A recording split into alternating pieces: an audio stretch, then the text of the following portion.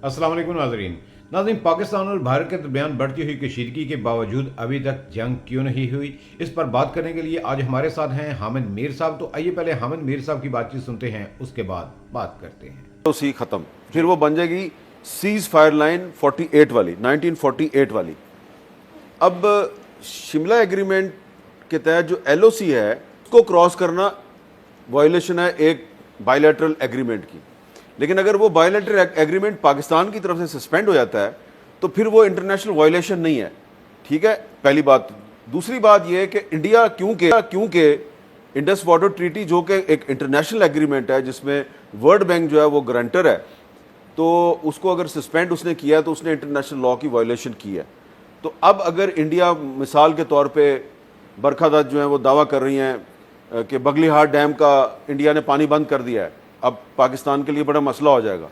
चलें मान लेते हैं जी कि आपने बगलीहाट डैम के ज़रिए पाकिस्तान का पानी बंद कर दिया, तो बगलीहाट डैम जो है वो सिंध तास मुआहदे के ज़रिए उस दरिया पे है जो कि पाकिस्तान के हिस्से में आता है। उस दरिया के पानी पे पाकिस्तान का कंट्रोल है। तो उस पर अगर आप एक स्ट्रक्चर बनाते हैं, इलीगल स्ट्रक्चर है वो, तो उस इलीगल स्ट्रक्चर को टारगेट करना जो है वो पाकिस्तान का राइट है। अगर फ़र्ज़ करें कि अमेरिका जो है वो कनाडा का पानी बंद कर देता है, एक इलीगल स्ट्रक्चर बनाता है, तो क्या कनाडा के पास इंटरनेशनल लॉ के तहत राइट नहीं है कि वो टारगेट करे? चले मैं उसकी आपको एक और मिसाल देता हूँ जी। हकीकी, बिल्कुल एक ग्राउंड रियलिटी पे जो मौजूद है। एक जिस तरह दरियाए सिंध पाकिस्तान की लाइफ लाइन है, इसी तरह एक दरिया है ब्रह्मपुत्रा। ब्रह्मपुत्रा जो है वो इंडिया के लिए बहुत इंपॉर्टेंट दरिया है।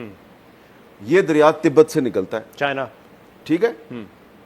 तिब्बत से जब ये दरिया जो है ये एक ऊंची जगह से नीचे गिरता है और ये जब इंडिया की तरफ जाता है तो वो चाइनीज टेरिटरी है, वो चाइना के कंट्रोल में है वो टेरिटरी। चाइना ने वहां पर इस साल जनवरी में दुनिया का सबसे बड़ा डैम बनाने का ऐलान कर दिया है। ठीक है जी। अब ये जो बॉर्डर टेंशन्स तो पहले थी चाइना की और इंडिया की, अब चाइना ने कहा कि हम तुम्हारा डैम बना के पानी बंद करेंगे। तो इंडिया में भी इस किस्म की बातें हुई हैं जनवरी 2025 में। अच्छा, कि ये इलीगल है और जनाब हम तो जो है वो मजलूम है, हमारा पानी कैसे बंद हो सकता है, इसको टारगेट करो। ये जनवरी 2025 में बातें हुई हैं इंडिया में। तो अब इस सूरत हाल में अगर पाकिस्तान की गवर्नमेंट का डिफेंस मिनिस्टर ये कह रहा है कि आप अगर एक इलीगल स्ट्रक्चर बनाएंगे तो हम उसको टारगेट करेंगे, इंटरनेशनल लॉ के तहत ये पाकिस्तान का राइट है। देखिए मैं ये कहना चाह रहा हूँ कि ये जो हम बात करते हैं ना कि इंटरनेशनल कम्युनिटी को कोई रोल प्ले करना चाहिए, ये बातें तो हम बड़े अरसे से कर रहे हैं। ये रोल सिर्फ उस सूरत में प्ले करेंगे कि जब हम अपने कार्ड सही तरीके से खेलेंगे। जैसा कि अभी हमें नज़र आ रहा है कि हम अपने कार्ड जो है वो शायद इसलिए सही तरीके से खेलें कि इंडिया ने बड़ी गलती की, इंडिया ने ब्लंडर मारे।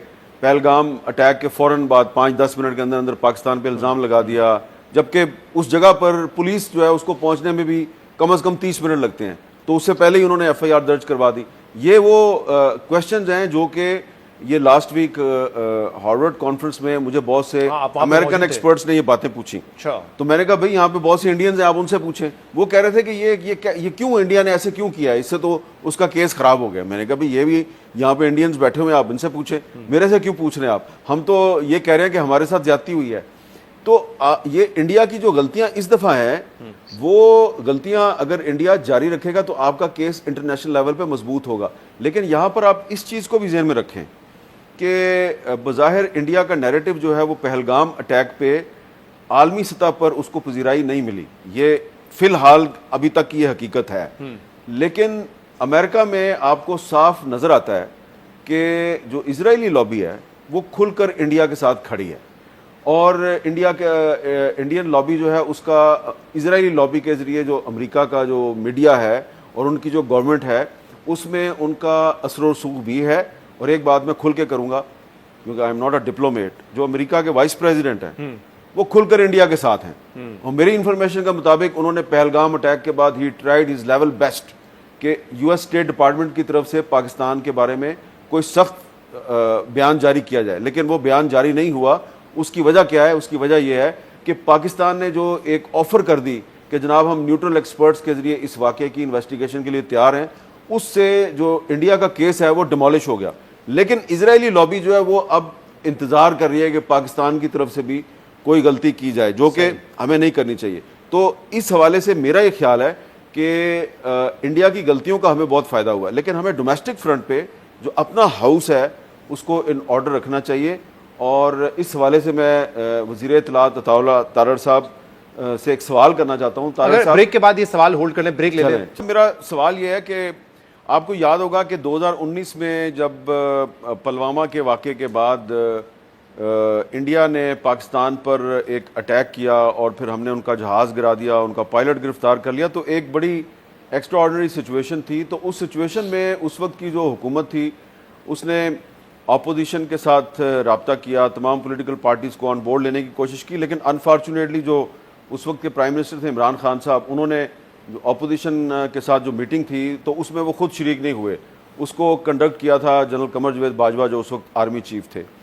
अब तकरीबन वैसी सूरत हाल दोबारा हमें दरपेश है। तो इस सूरत हाल में हमें ऐसा लग रहा है कि हुकूमत और अपोजिशन के दरमियान जो है वो कोई उस तरह का जो हम आहंगी है वो नज़र नहीं आ रही। बज़ाहिर दोनों जो हैं वो इंडिया के ख़िलाफ़ बयानबाजी कर रहे हैं। जैसा कि एक ब्रीफिंग का अहतमाम किया गया तो उसमें तहरीक इंसाफ वालों ने आने से इनकार कर दिया। अब वो अलहदा से 7 मई को अपनी APC कर रहे हैं लाहौर में।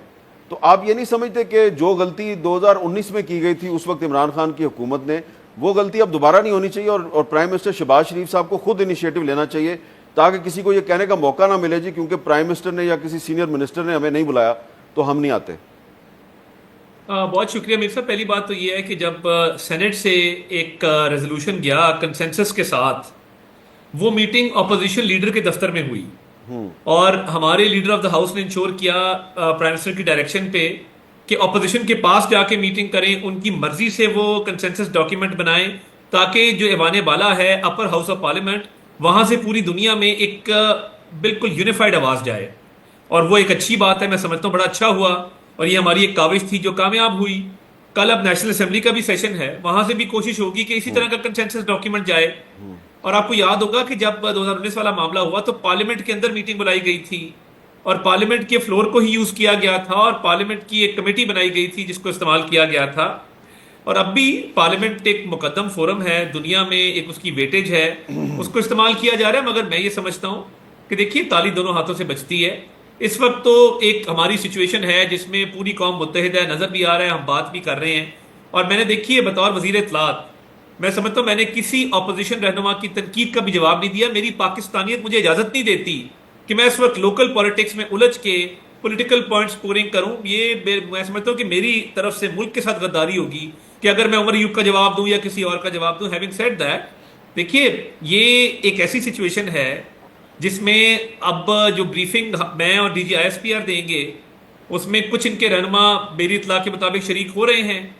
और देखिए जब APC बुलाई गई फलस्तीन के इशू पे, अब देखिए मीर साहब फलस्तीन से किसी को कोई हमारे दिल के करीब है वो इशू, वो प्रेसिडेंट साहब भी मौजूद थे, प्राइम मिनिस्टर भी मौजूद थे। उस APC के बॉयकॉट का क्या तुक था? ये देखिए ये रिवायत बन गई है। अगर आज नहीं आएंगे ब्रीफिंग में तो इसका मतलब है कि कल को APC बुलाई जाएगी उसमें भी नहीं आएंगे।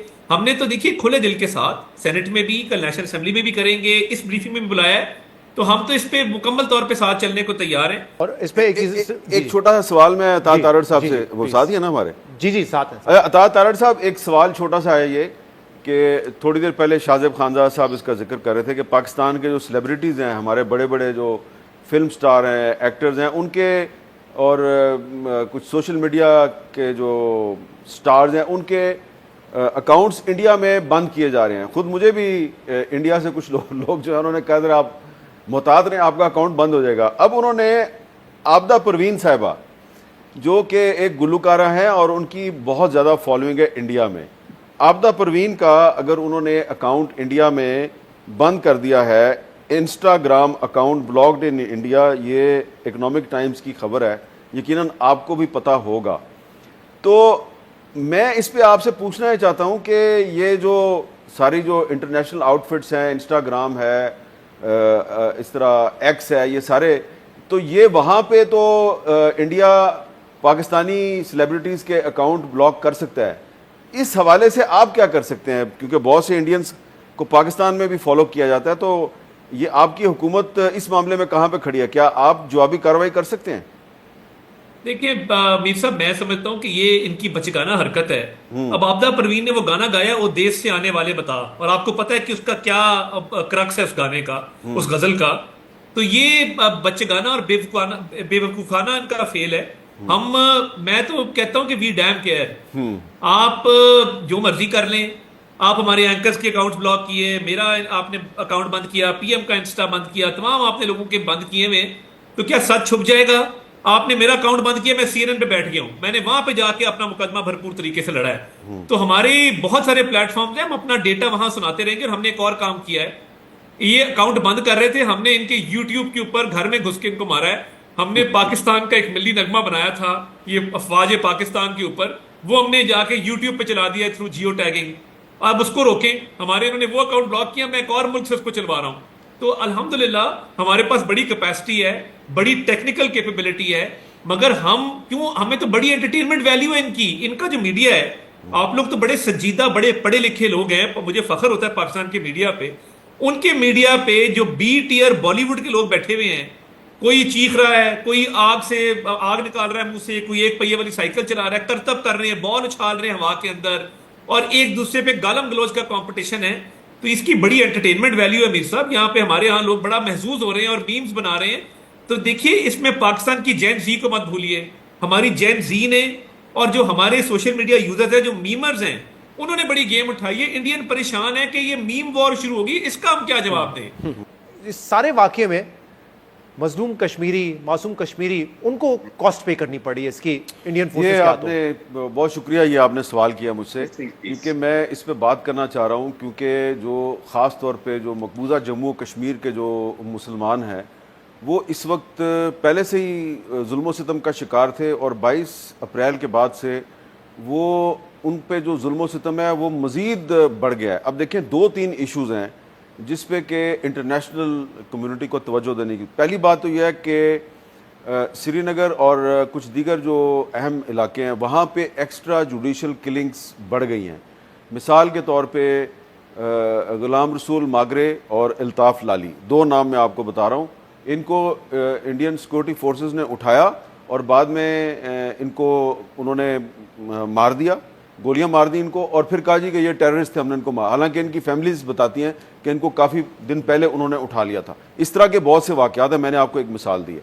दूसरा जो बहुत ये तो नाज़रीन, आपने हामिद मीर साहब की बातचीत सुनी। तो हामिद मीर साहब का ये कहना था कि जब भी कोई वाक़या होता है तो इंडियन हुकूमत जो है या फ़ौज जो है वो कश्मीरियों पर चढ़ दौड़ती है, तो अगर हिम्मत है तो पाकिस्तान के साथ मुकाबला कर ले। और दूसरी बात उन्होंने ये कही कि इंडिया जो है वो पाकिस्तान का पानी बंद करना चाहता है। तो मैं आपको बताता चलूँ कि इंडिया का जो सबसे अहम दरिया है वो चाइना से होकर आ रहा है। तो चाइना ने ऐलान किया था कि हम उस पर जो है वो दुनिया का सबसे बड़ा डैम बनाने जा रहे हैं। तो इस पर इंडिया में काफ़ी वावेला मचाया गया। ये 2025 की बात है। तो अब अगर इंडिया शोर मचाता है, ये गलत है, ये इस तरह है, ये चाइना को नहीं बनाना चाहिए, तो अब उसको भी ये सोचना चाहिए कि मैं अगर पानी पाकिस्तान का बंद कर रहा हूँ तो किस कानून के तहत कर रहा हूँ। अगर वो बंद करेगा तो फिर चाइना भी बंद करेगा। ये थे जनाब हामिद मीर साहब, इजाज़त दीजिए, अल्लाह हाफिज़।